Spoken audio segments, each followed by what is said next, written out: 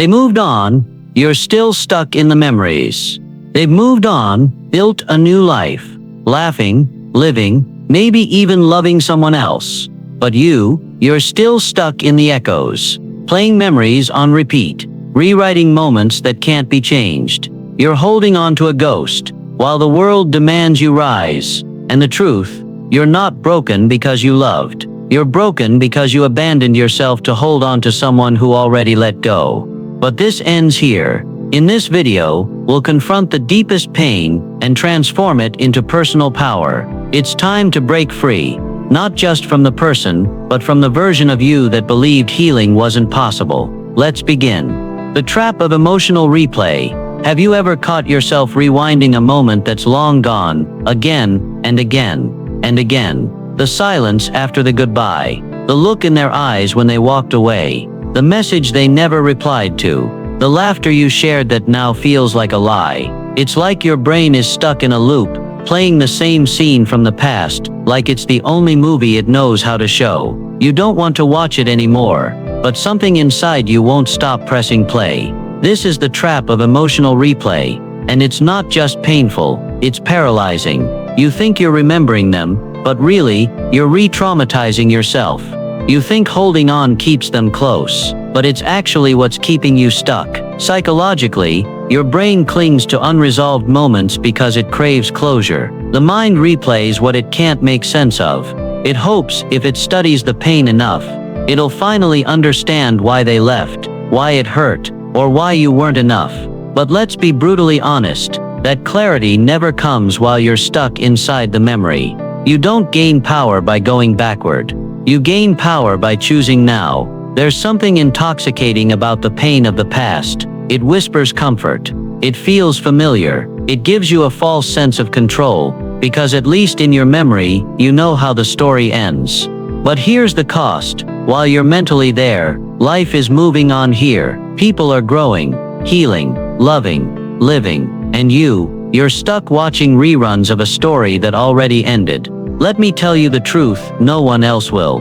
If you don't learn how to break the loop, you'll wake up one day and realize you've lost years, not to them, but to a version of you that was too afraid to let go. That's the heartbreak no one warns you about. The danger isn't the memory. The danger is mistaking for your identity. Because once you start defining yourself by what happened, you stop giving yourself permission to create what's next. And that, my friend, is the slow death of your potential. But what if today was different? What if this moment, the one you're in right now, isn't meant for more analysis, but for awakening? Because freedom doesn't begin with forgetting. It begins with realizing you have a choice, to press play again, or to finally pause. Awareness is the first door out. And once you become aware that you've been emotionally hijacked by your own mind, you start to reclaim your power. You're not broken for remembering. You're human, but you don't have to keep hurting just to honor what was. The memory is real. The pain was real. But so is your right to peace. And the only way to start walking into it is to stop living inside what already ended. Let this be your first step.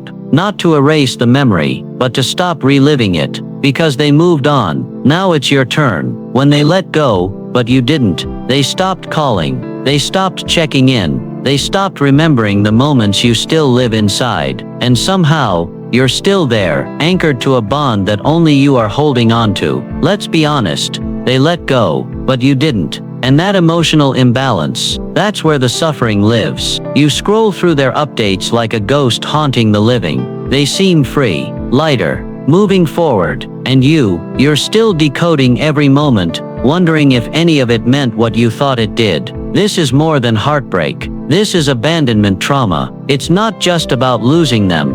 It's about losing the version of you that existed with them. And suddenly, you're not just grieving a person, you're grieving who you were when they still cared. Your nervous system holds on to what feels familiar, even if it hurts. Why? Because biologically, emotional attachment is survival. You were wired to bond, to connect, to cling when threatened. So when someone you love detaches without your permission, it doesn't just feel painful, it feels dangerous. And the mind, desperate for control, convinces you, if I hold on just a little longer, maybe they'll come back, maybe I'll feel whole again. But here's the soul-shattering truth. They're not coming back to rescue you from your pain. That's your job now. We cling because we confuse closure with permission. We think we can't move forward until they say, "You mattered. I'm sorry. It wasn't your fault." But waiting for someone to validate your worth is like waiting for the ocean to apologize for the storm. Sometimes you'll never get what you deserved. And healing means letting go anyway. And this is where the identity crisis begins. Because when your whole self was wrapped around who you were to them, letting go doesn't just feel like losing them. It feels like losing yourself. Who are you now, without the person who made you feel seen? That's the real question. And the answer isn't found in their return. It's found in your rebuild. This is where the real work begins. Not fixing what broke between you and them, but discovering who you are without them. Letting go isn't a one-time act. It's a decision you'll have to make 1,000 quiet times in a day, until it becomes your truth. Until one morning, you wake up and they're not the first thought in your head anymore. Until one night, you sleep without replaying the pain. It's not easy, it's not fair, but it is freedom. Because the moment you stop needing their permission to heal, is the moment you finally reclaim yourself. They let go. Now it's time to start figuring out why you didn't, so you can finally start becoming the person who does. And the next time your heart asks, "But what if they never cared?" you'll answer, "It doesn't matter anymore, because I do." Memories aren't reality. Here's the dangerous illusion no one tells you about. You're not holding on to them. You're holding on to a story, a filtered version of reality, a highlight reel stitched together by a brain desperate to feel safe again. Because the truth, you don't miss them. You miss who you were when you believed you were loved. See, the brain has a brutal coping mechanism. When it feels loss, it rewrites the past to make the pain of the present feel more unbearable, as if things were perfect before, and now you've fallen from paradise. It romanticizes, it cherry-picks the good, it buries the red flags in the shadows of nostalgia. But memory is not a recording, it's a reconstruction. Every time you remember them, you're not revisiting what happened, you're rebuilding the version that hurts the most or comforts the most, depending on your emotional state. And if you're hurting, your mind will craft a fantasy, one where they were everything, where the love was real, where the laughter was pure, where you were safe. But let's be honest, if it were that perfect, you wouldn't be bleeding from the shards of what broke. Your mind isn't addicted to them, it's addicted to the feeling, to the identity you wore, to the validation they gave you, to the dopamine hits from their attention, and the withdrawals when it stopped. This is neuroscience, not weakness. Nostalgia is chemically soothing, a self-made drug, but like any drug, it lies, and it blinds you from truth. Because in truth, they weren't perfect, you weren't always happy, you questioned your worth more often than you admitted, and deep down, you knew something was off.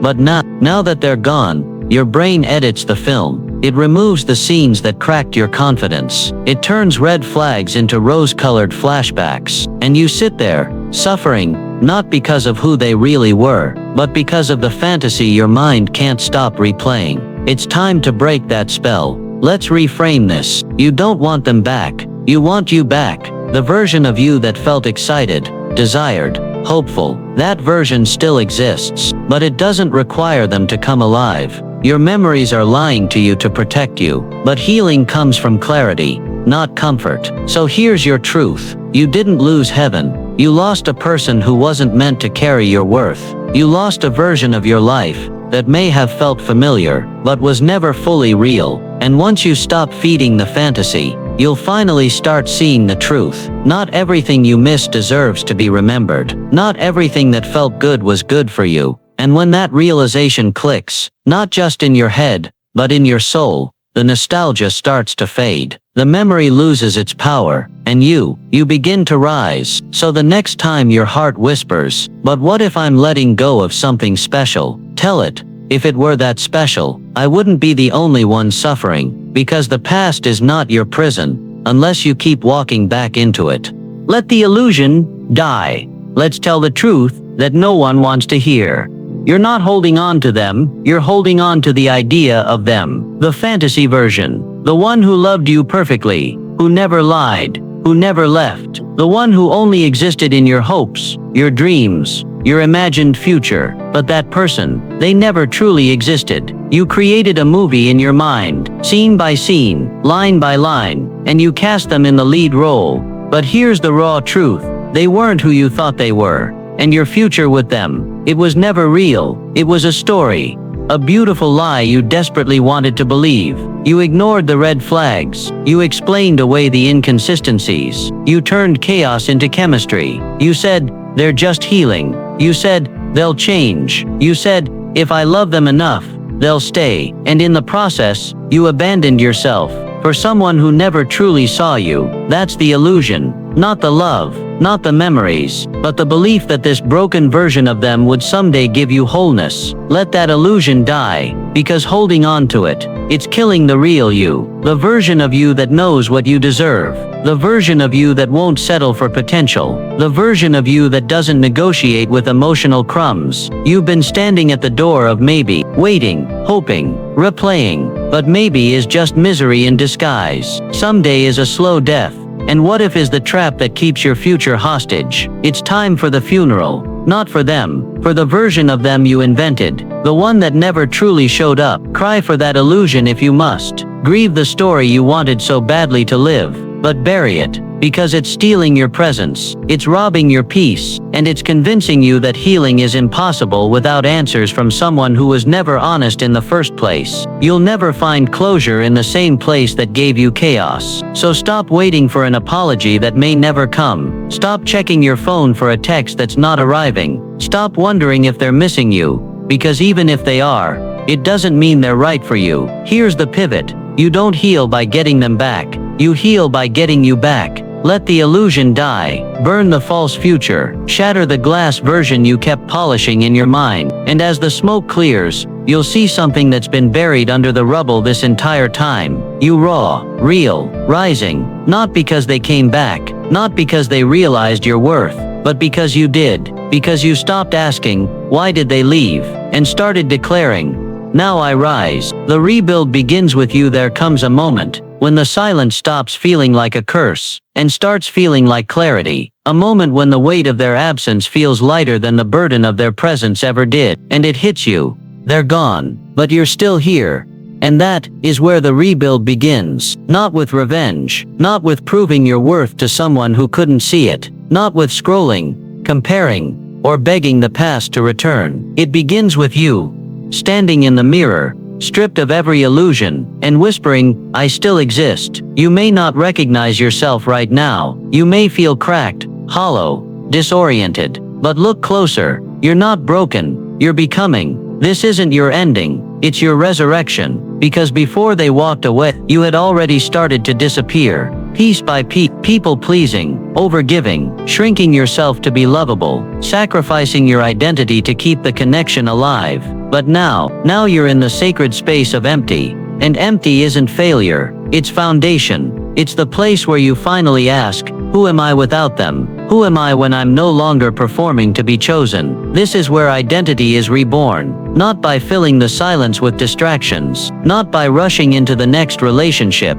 but by rebuilding your relationship with yourself. You don't need to be better so they regret leaving. You need to be whole so you stop regretting you stayed so long. This is your chance to choose you, not the version of you that bends to stay liked, not the watered-down version that keeps peace at the cost of your power, not the emotionally starving soul that begged for crumbs of validation. You choose the version of you that's fully alive, the version that sets boundaries without apology, that walks away from chaos without guilt, that doesn't beg to be loved. Because love is no longer something you chase, it's something you embody. This is where you reclaim your narrative. You're not the victim of their departure, you're the survivor of your own silence, the warrior who stayed too long, and still found a way out. You're not broken, you're building, not shattered, but shedding. Let the rebuild be loud, let it be messy, let it be raw, but let it be yours. You don't owe the world perfection, you owe yourself authenticity. Start small, wake up and make your bed.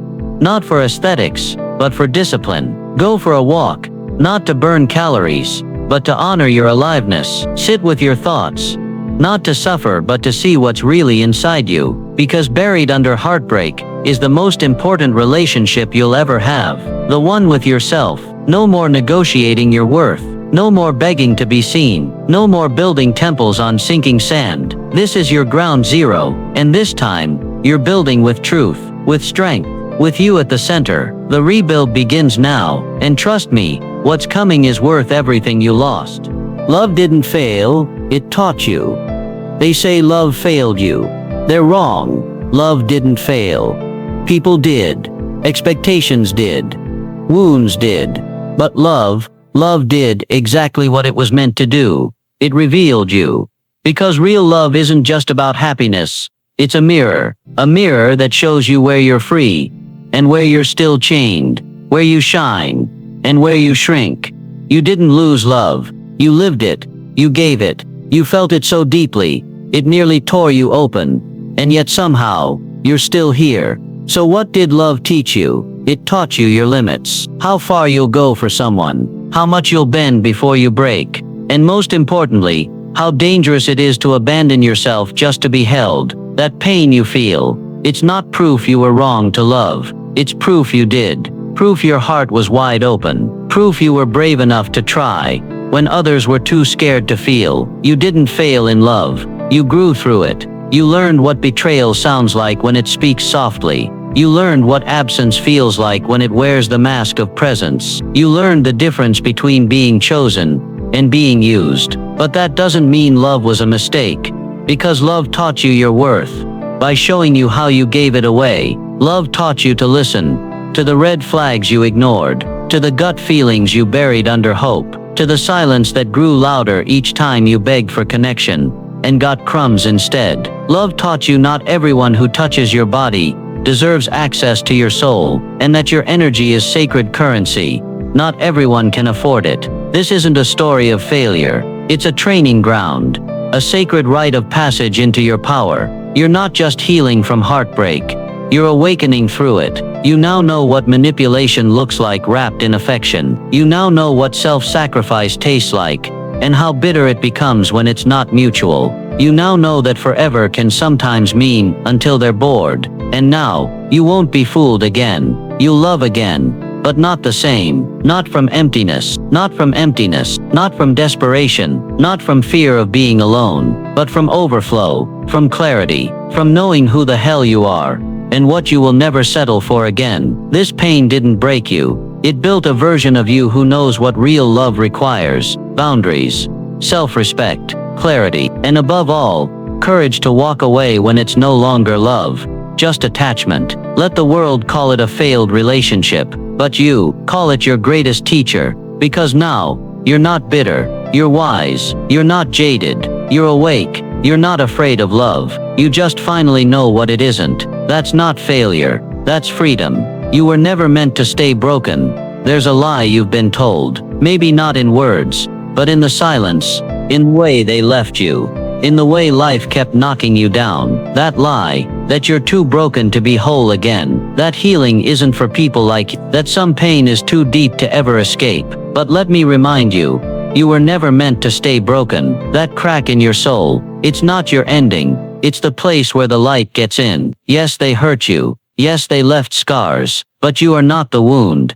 You are the one who survived it. You don't have to pretend it didn't matter. You just have to stop pretending it defines you. You were never born to live in fragments. You were never designed to spend your life stitching yourself together for people who keep tearing you apart. That version of you, curled up in shame, addicted to old memories, shrinking to be loved, that version isn't your final form. It's your before, not your forever. You see, the pain you carry didn't come to bury you. It came to awaken you. It came to break the silence, to shatter the patterns, to wake up the version of you who forgot they were never meant to settle for crumbs, for chaos, for conditional love. You were not created to cope your whole life. You were born to rise, even if it's messy, even if your voice trembles when you say, "I'm done," even if all you have left is breath in your lungs and fire in your gut. That's enough. Because here's the truth no one told you.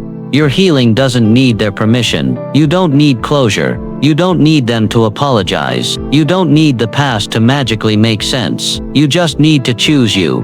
Fully, fiercely, finally. Yes, it's terrifying to let go of what broke you, because it's been your identity. The pain became your comfort zone. The memories became your home. The suffering became your story. But you are not your pain. You are the author of what comes next. It's time to pick up the pen. It's time to become the version of yourself that doesn't wait for a savior, because they realize they are the one they were waiting for. You want healing? Start here. Say no when you used to say yes. Speak truth when you used to stay quiet. Walk away when it cost your peace. Choose yourself, even when it feels selfish. That's how it begins. Not in one massive leap, but in quiet, fierce rebellion against your old story. You were never meant to stay small. You were never meant to beg. You were never meant to carry guilt for someone else's failure to love you. You were meant to be whole, to be powerful, to be free. And that starts with this moment. Right now, when you finally whisper, "I'm not broken, I'm rebuilding,"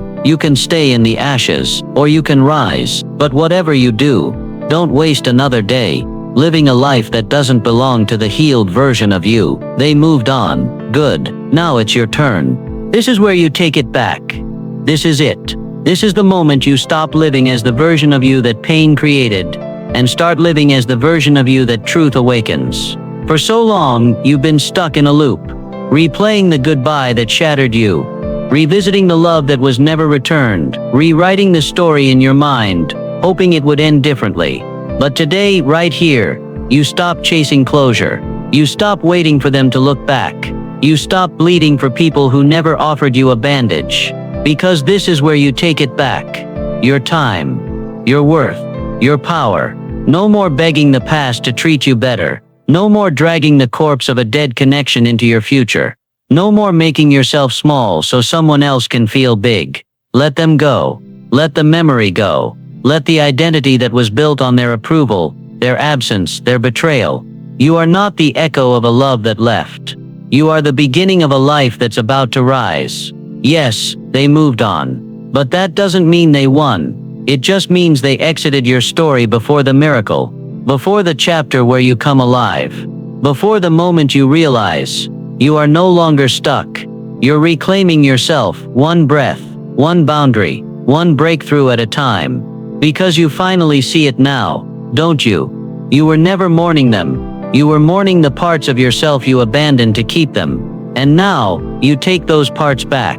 The love you gave away so freely, the loyalty you poured into someone who didn't value it. The dreams you buried to make room for someone else's comfort.